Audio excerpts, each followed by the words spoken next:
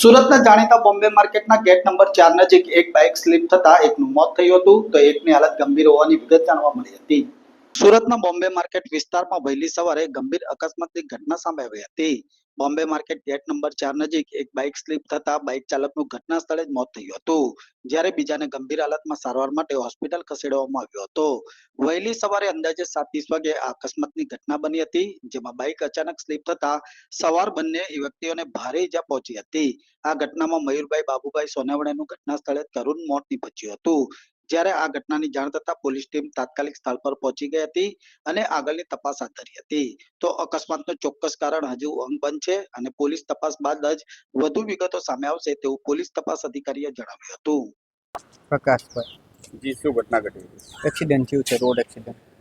કઈ તરફ જઈ રહ્યા હતા? એ નાસ્તો કરવા જઈ રહ્યા હતા સરદાર માર્કેટ તરફ અને રસ્તામાં ગાડી સ્લીપ થઈ ગઈ ને આવી રીતે થઈ ગઈ. તેમની સાથે કોઈ અન્ય વ્યક્તિ હતા? અન્ય વ્યક્તિ હતા, એ પણ હોસ્પિટલમાં છે, એડમિટ છે.